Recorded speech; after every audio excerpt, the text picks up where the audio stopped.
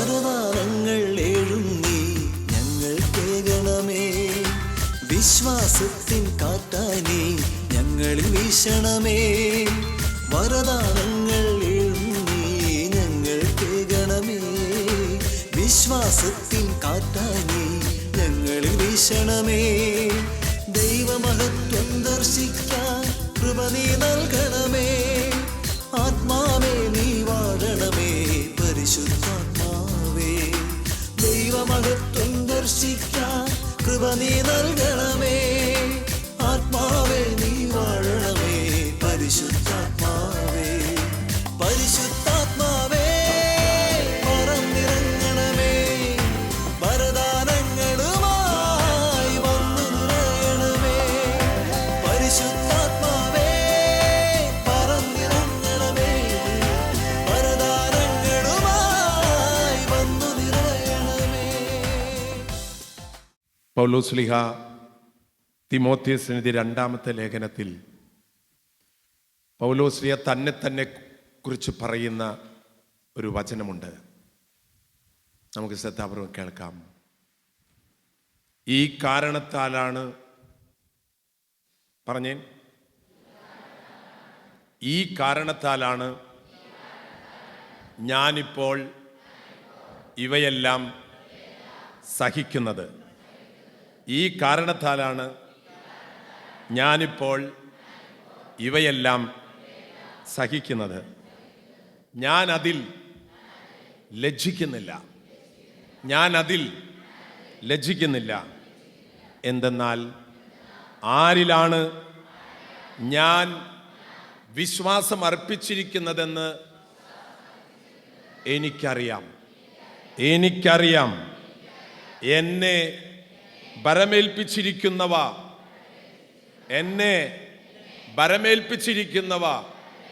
എല്ലാം ആ ദിവസം വരെ ഭദ്രമായി കാത്തു സൂക്ഷിക്കാൻ അവന് കഴിയുമെന്ന് എനിക്ക് പൂർണ്ണ ബോധ്യമുണ്ട്.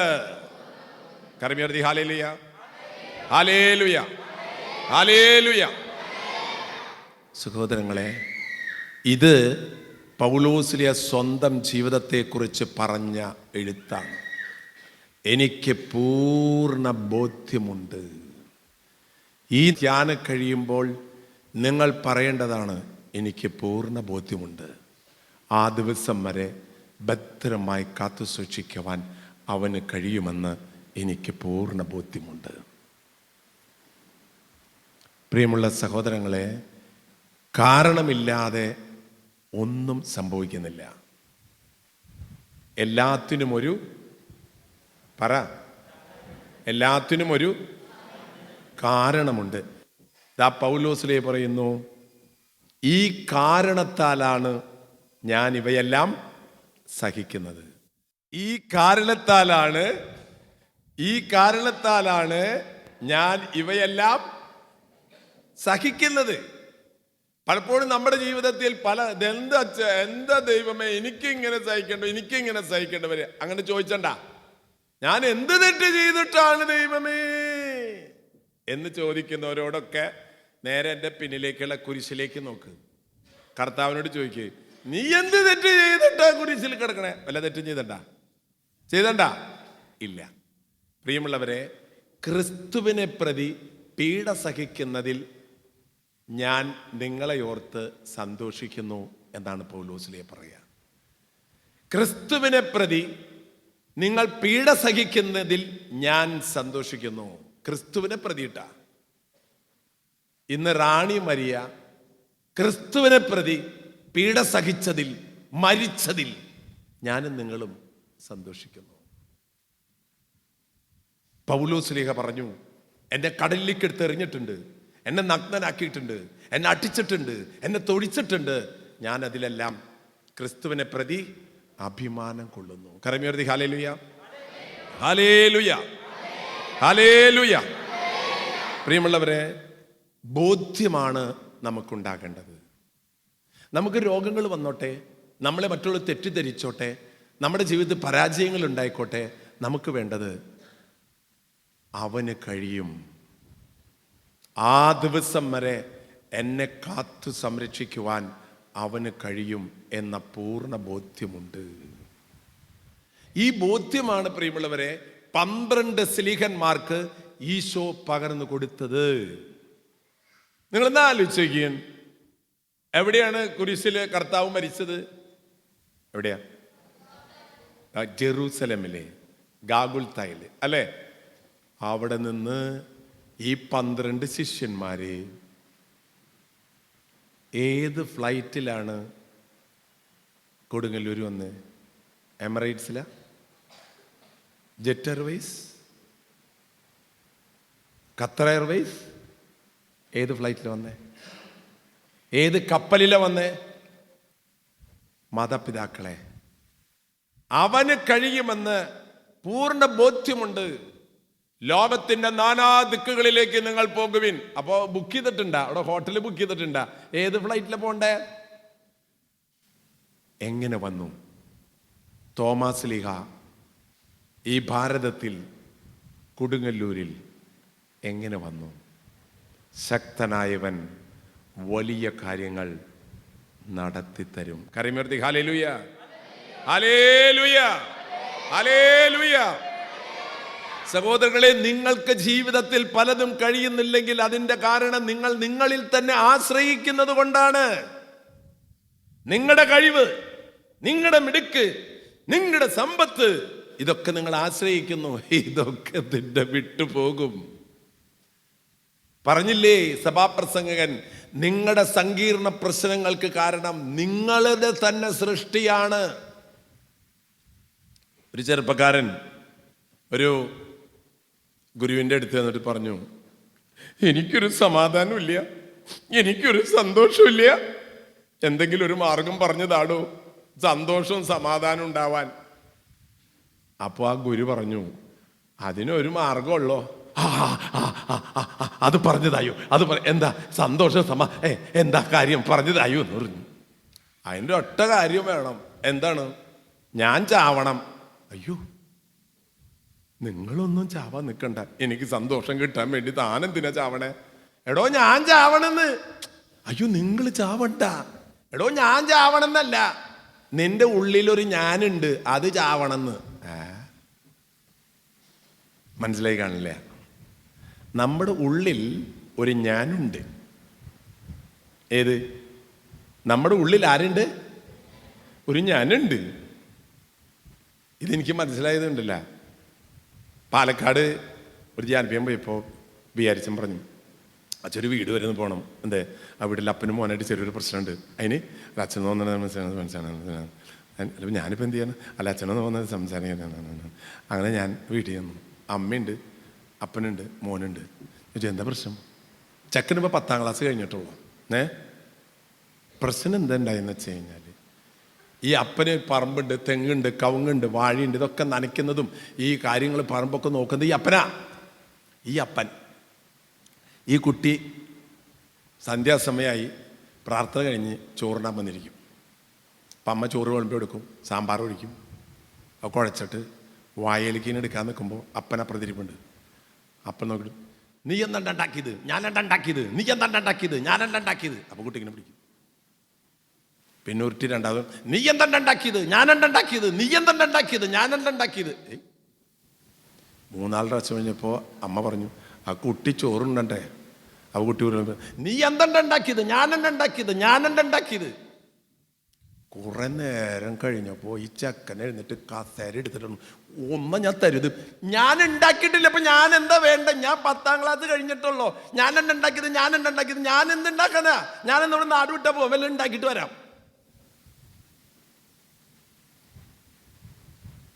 ക്യാൻസർ വന്നാൽ കീമോതെറാപ്പി ചെയ്യാം.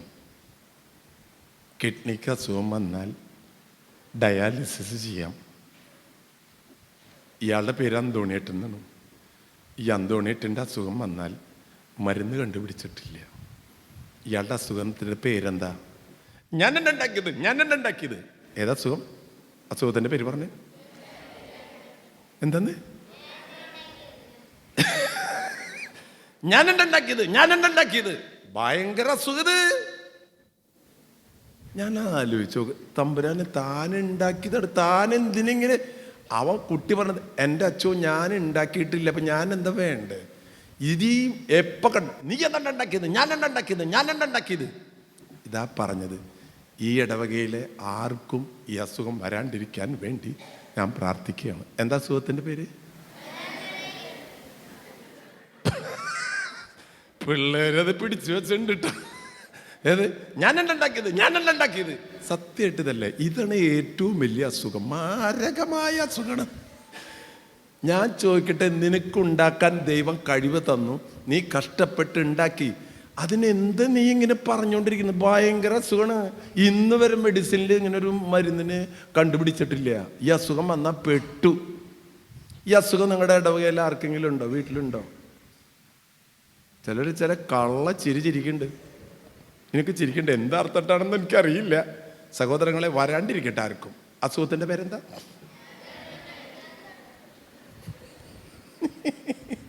സഹോദരൻ, ഇത് ആ ചെറുപ്പക്കാരനോട് ഗുരു പറഞ്ഞതാണ്. നിനക്ക് സമാധാനവും സന്തോഷം കിട്ടണമെങ്കിൽ ഒറ്റ മരുന്നുള്ളൂ. എന്താ മരുന്ന്?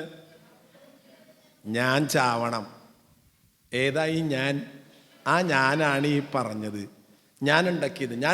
ഈ ഞാൻ നിന്റെ ഉള്ളിലെടുത്തോളം കാലം നിനക്ക് സമാധാനവും കിട്ടില്ല, നിനക്ക് സന്തോഷം കിട്ടില്ല. അതുകൊണ്ടാണ് കർത്താവ് പറഞ്ഞത്, നീ എന്നെ അനുഗമിക്കാൻ ആഗ്രഹിക്കുന്നെങ്കിൽ സ്വയം പരിത്യജിച്ച്, അതാണ് ഈ ഞാൻ സ്വയം പരിത്യജിച്ച് എന്നെ അനുഗമിക്കുക. പ്രിയമുള്ളവരെ, ഈ ഞാൻ നിങ്ങളുടെ കുടുംബത്തിലെ എല്ലാ പ്രശ്നങ്ങളെയും കാരണം ഞാൻ എൻ്റെ വീട്ടിൽ നിന്ന് കൊണ്ടുവന്നത്, എന്തെല്ലാം പ്രശ്നങ്ങളുണ്ടാവും നിങ്ങൾ ആലോചിച്ച് നോക്കിയേ. ഇനി ഇത് പറഞ്ഞതിൻ്റെ പേരിൽ ഇന്ന് രാത്രി ഒന്ന് വഴക്കുണ്ടാക്കരുത്. അച്ഛൻ പറഞ്ഞേ കേട്ടോ, നിങ്ങൾ അങ്ങനെ വഴക്കുണ്ടാക്കരുത് കേട്ടോ. അതായത് ഞാൻ സഹോദരൻ, ഈ ധ്യാനം എന്തിനാണെന്നറിയോ? ഈ ഞാൻ മരിക്കണം. ഞാൻ മരിച്ചാൽ പൗലോസ്ലിയെ പറഞ്ഞത് നിങ്ങൾ പറയും. എന്താ പറയുക പൗലോസ്ലി പറഞ്ഞ? ആർക്കാണ് വചനം അറിയാൻ നോക്കട്ടെ. പൗലോസ്ലി പറഞ്ഞിട്ട് ഞാൻ മരിച്ചാൽ എന്താ പറയുക പൗലോസ്ലിക? ഞാനല്ല ക്രിസ്തുവാണ് എന്നിൽ ജീവിക്കുന്നത്. ഇതൊന്നും വെറുതെ പറഞ്ഞതല്ല. നിങ്ങളൊന്ന് സ്വയം ഇന്ന് രാത്രി ഉറങ്ങുമ്പോൾ ഒന്ന് പറഞ്ഞു നോക്കിയേ, ഞാനല്ല ക്രിസ്തുവാണ് എന്നിൽ ജീവിക്കുന്നത്. എന്നിട്ട് നിങ്ങൾ ആലോചിച്ചിട്ട് പിന്നെ എന്ന് പറയരുത് കേട്ടോ. സഹോദരങ്ങളെ, ഈ കൺവെൻഷൻ കഴിയുമ്പോൾ നിങ്ങളിലെ ഞാൻ മരിച്ചില്ല എങ്കിൽ അടുത്ത കൺവെൻഷന് വേണ്ടി നിങ്ങൾക്ക് കാത്തിരിക്കാം. ഈ ചില ധ്യാനങ്ങളൊന്നും ഏശില്ല പലർക്കും. ഈ കാരണം എന്ന് വെച്ചാൽ പല സ്ഥലങ്ങളിലും ഇടവകളിലൊക്കെ നമ്മുടെ വീട്ടിൻ്റെ പരിയപ്പുറത്ത് കിടക്കുന്ന ഒരു സാധനമുണ്ട്, കീറാമുട്ടി കേട്ടുണ്ടോ നിങ്ങൾ? പണ്ട് കാലത്ത് വീട്ടിൽ ഗ്യാസ് ഇല്ലാത്ത കാലത്ത് പുളിയുടെ വിറക്, പ്ലാവിൻ്റെ വിറകൊക്കെയാണ് കൊണ്ടുവരിക. എന്നിട്ടത് വെട്ടും. ഞാൻ കുറേ വിറക് വെട്ടിയിട്ടുണ്ട്. കട്ടാം പട്ടാം മഴുവിട്ടിട്ട് വെട്ടിയിട്ട് പൊളി. എന്നിട്ട് വേണം അടുപ്പിലിട്ട് കത്തിച്ചിട്ട് വല്ല വേവിച്ചിട്ട് വേണം തിന്നാനായിട്ട്. അപ്പോൾ നമ്മുടെ കാളവണ്ടിയിലാണ് വിറക് വരിക. നിങ്ങളുടെ ഇവിടെയൊക്കെ എങ്ങനെയെന്ന് അറിയില്ല. എടാ രാമ, ആ വിറക് വന്നിട്ടാ, ഒന്ന് വെട്ടണടാ. അപ്പം രാമൻ വരും. ആ തോർത്ത് കൊണ്ടൊക്കെ എടുത്ത് അരയിലിട്ടിട്ട് ഡിങ് രണ്ട് വലിയൊക്കെ വലിച്ച് തലയൊരു കെട്ട കെട്ടി ഷർട്ടൊക്കെ ഊരിയിട്ടിട്ട് മഴെടുത്തിട്ട് ക്രാങ് മറ്റേ കല്ലുമിട്ടിട്ട് ഇങ്ങനെ രണ്ടും അരച്ച് ഇത്തിരി പാറപ്പൊടി ഇടന്ന് ഉരച്ച് ആ ശരി ചേർത്തിയ പണി അങ്ങോട്ട് തുടങ്ങാം. അങ്ങനെ രാമൻ ഈ വിറക് വെട്ടാൻ തുടങ്ങുന്നതിന് മുൻപ് അവനൊരു അന്വേഷണം നടത്തും. എന്താണെന്നറിയില്ല. ഈ വിറകിൻ്റെ ഇടയിൽ കിടന്നപ്പോൾ ഇങ്ങനെ ഇങ്ങോട്ട് നടക്കാൻ അവസാനം ഒരു മുട്ടി അവൻ കണ്ടുപിടിക്കും. ആ മുട്ടി കൊണ്ടുവന്ന് വെക്കും. എന്നിട്ടാണ് എല്ലാ വിറകും ആ മുട്ടിമ വെച്ചിട്ടാണ് അവൻ വെട്ടുക. അങ്ങനെ വെട്ടി അങ്ങോട്ട് പൊളിച്ചങ്ങോട്ട് എല്ലാ വിറകും വെട്ടിക്കഴിഞ്ഞിട്ട് ചേർത്തരാ ആ വിറകൊക്കെ വെട്ടിയുണ്ട്, ആ കാശെടുത്തോളൂ. അപ്പോൾ മറിയാമ്മ ചേർത്തി വന്നിട്ട് കാശ് കൊടുക്കും. എത്രയുണ്ടാ? ഒരു 300 രൂപ കൊടുക്ക. കാശ് കൊടുക്കും. അപ്പം നോക്കുമ്പോൾ ദേഹം എടുക്കുന്ന ഒരു മുട്ടി. എടരാമ, അതും കൂടി ഒന്ന് വെട്ടിക്കൂടറ. അപ്പരാമൻ പറയണ ഒരു പേരുണ്ട്. ചേർത്തിയേ, അതൊരു കീറാമുട്ടിയാ. ഏത്? അതൊരു കീറാമുട്ടിയാ. കീറാമുട്ടി എന്ന് പറഞ്ഞാൽ കീറാൻ പറ്റാത്ത മുട്ടി. അങ്ങനെ മിക്ക വീടുകളുടെ ബാക്കിലും അങ്ങനത്തെ കീറാമുട്ടികൾ കിടക്കാറുണ്ട്. അത് ഏത് ധ്യാനത്തിൽ വെച്ചാലും പൊളിയില്ല. അതെന്താ? അതിൻ്റെ പേരാണ് കീറാമുട്ടി. കീറാമുട്ടി പറഞ്ഞാൽ കീറാമുട്ടിക്ക് മോക്ഷം കിട്ടണമല്ലോ. കീറാമുട്ടിക്ക് എങ്ങനെ മോക്ഷം കിട്ടുന്ന ആലോചിച്ചപ്പോൾ എനിക്ക് മനസ്സിലായത്, കീറാമുട്ടിക്ക് മോക്ഷം കിട്ടണമെങ്കിൽ ചെറിയ ധ്യാനങ്ങളിലൊന്നും മോക്ഷം കിട്ടില്ല. അതിന് വലിയ പന്തലിട്ടിട്ടുള്ള കൺവെൻഷൻ വരണം. അപ്പോൾ ജീരകവെള്ളം തിളപ്പിക്കാൻ വേണ്ടിയിട്ട് വെട്ടുകല്ല് വെച്ചിട്ട് വട്ടക വെച്ചിട്ട് ജീരകവെള്ളം തിളപ്പിക്കുമ്പോഴാണ് ഈ കീറാമുട്ടീനെ കൊണ്ടുവന്ന് ഇതിൽ തള്ളും. അതൊരു 4-5 ദിവസം അവിടെ ഇരുന്ന് ഞെരങ്ങി അത് കത്തി അതുവരെ കീറാമുട്ടി അവിടെ കിടക്കും. നിങ്ങൾ ചിലർ ആരും ഓർത്തിട്ടോ ചിരിക്കണ പോലെ ചിരിക്കണ്ടിട്ട സഹോദരങ്ങളെ, നമ്മുടെ ജീവിതം ഉണ്ടല്ലോ, ഒറ്റ ജീവിതമുള്ളോ. ഞാൻ എന്താ നിങ്ങളോട് സംസാരിച്ചു കൊണ്ടിരിക്കുന്നത്? നമ്മുടെ പ്രശ്നങ്ങൾക്ക് കാരണം അവരാണ് ഇവരാണെന്ന് പറയണ്ട. അതാണ് പൗലോസിൽ ഈ സഭാപ്രസംഗന്റെ പുസ്തകത്തിൽ പറഞ്ഞത്. നിങ്ങളുടെ പ്രശ്നങ്ങൾക്ക് കാരണം നിങ്ങൾ തന്നെ സൃഷ്ടിച്ചതാണ്. അതെല്ലാം ആ ഞാൻ മരിക്കണം. അപ്പോൾ ഞാനല്ല, ഇനി ക്രിസ്തുവാണ് എന്നിൽ ജീവിക്കുന്നത്. കരമുയർത്തി ഹല്ലേലൂയ, ഹല്ലേലൂയ, ഹല്ലേലൂയ. എല്ലാത്തിനും ഒരു കാരണമുണ്ട് എന്ന് പറഞ്ഞിട്ടാണ് അച്ഛൻ ഇന്ന് ധ്യാനം തുടങ്ങിയത്. എല്ലാത്തിനും ഒരു കാരണമുണ്ട്. കാരണം കൂടാതെ ഒന്നും ഉണ്ടായിട്ടില്ല. എല്ലാത്തിനും കാരണമുണ്ട്. കർത്താവ് എന്ന് പറഞ്ഞത് എന്താണെന്നറിയോ? എല്ലാത്തിനും പരിഹാരവുമുണ്ട്. എല്ലാത്തിനും പരിഹാരവുമുണ്ട്. ഞാൻ ചില നമ്മൾ നേരിടുന്ന പ്രതിസന്ധികളും പ്രശ്നങ്ങളും പറയാം. അച്ഛാ, എനിക്ക് ആരോഗ്യ പ്രശ്നങ്ങളൊന്നും ഇല്ല, പക്ഷേ ചില മാനസിക പ്രശ്നങ്ങളുണ്ട്. നമ്പർ 1. വേറെ ചിലര്, എനിക്ക് ഭയങ്കര വിശ്വാസമാണ് അച്ചോ, എല്ലാ ദുഃഖവെള്ളിയാഴ്ചയും പെസവാഴാഴ്ചയും ഞാൻ മലയാറ്റൂർക്ക് പോകും, ഭയങ്കര വിശ്വാസമൊക്കെ ഉണ്ട്. ചില അന്ധവിശ്വാസങ്ങളും ഉണ്ട്. എങ്ങനെയുണ്ട്? 2. ചിലവര്, ഞങ്ങൾ വിവാഹം കഴിഞ്ഞിട്ടച്ചോ ഒരു 10-25 വർഷമായി, ഇപ്പോഴും ഞങ്ങൾ അഭിപ്രായ ഐക്യം ഇല്ല. ഞാൻ ഒരെണ്ണം പറയും, അവൾ വേറൊരെണ്ണം പറയും. 25 വർഷമായി, ഇപ്പോഴും ഞങ്ങൾ ഒന്നായിട്ടില്ല. പ്രശ്നങ്ങൾ പറയുന്നേട്ടാ. എനിക്ക് സ്നേഹിക്കാൻ പറ്റണില്ല അച്ചു. എൻ്റെ ഭർത്താവിന് എനിക്ക് സ്നേഹിക്കാൻ പറ്റണില്ല. എനിക്ക് എൻ്റെ ഭാര്യയെ സ്വീകരിക്കാൻ പറ്റണില്ല. പ്രശ്നങ്ങളാണ്. ഇതിൻ്റെയൊക്കെ കാരണങ്ങൾ ഉണ്ടെന്നാണ് അച്ഛൻ പറഞ്ഞു വരണേട്ടാ. എനിക്ക് അന്ന് ഇന്നും സംശയമാണ്. അന്ന് ഇന്ന് ഇപ്പോഴും എനിക്ക് സംശയമാണ് അവനെ. ഇപ്പോഴും എനിക്ക് അവളെ സംശയമാണ്. എനിക്ക് നല്ല ജോലിയൊക്കെ ഉണ്ട് അച്ഛാ, പക്ഷെ ഒരു ഉന്മേഷമില്ല. ജോലി ചെയ്യാൻ ഒരു സംതൃപ്തി ഇല്ല. എനിക്ക് 4 മക്കളുണ്ട്. മക്കൾ ഓർത്തിട്ടൊന്നും എനിക്ക് യാതൊരു സന്തോഷവും ഇല്ല. എനിക്ക് ആരുടെയെങ്കിലും കുറ്റം പറയാണ്ട് ഒരു സമാധാനമില്ല. അത് വേറെ. എങ്ങനെയുണ്ട്? കാലത്ത് എഴുന്നേറ്റ് ആരുടെയെങ്കിലും ഒരു കുറ്റം പറയുമ്പോൾ എന്തൊരു സുഖം, എന്തൊരു സുഖം. അങ്ങനെയില്ലല്ലോ. ഞാൻ എവിടെ പോയാലും വഴക്കുണ്ടാക്കുക വെച്ചു. ഇവിടെ നാവുകൊണ്ട് എന്തെങ്കിലും പറഞ്ഞ് വഴക്കുണ്ടാക്കാൻ നല്ല സമർത്ഥനാണ്. ഇടവകയിൽ അങ്ങനെ ഒരു പേരും എനിക്ക് കിട്ടിയിട്ടുണ്ട്, വഴക്കാളി. എവിടെ പോയാലും ഞാൻ വഴക്കുണ്ടാക്കും. എവിടെ പോയാലും ഞാനൊരു മടിയനാണ്, സുഖലോലുപതയാണ്. എന്നിട്ടും എനിക്കൊരു സംതൃപ്തിയില്ല. എനിക്ക് ആത്മീയ ജീവിതത്തെക്കുറിച്ച് യാതൊരു ധാരണയില്ല. തിന്നണം, ഭക്ഷിക്കണം, സുഖങ്ങളൊക്കെ അനുഭവിക്കണം, ഇങ്ങനെ ജീവിക്കണം. ആത്മീയ ജീവിതത്തെക്കുറിച്ച് ഞാൻ ചിന്തിക്കണേയില്ല. എനിക്ക് എന്നെ തന്നെ നിയന്ത്രിക്കാൻ പറ്റണില്ല.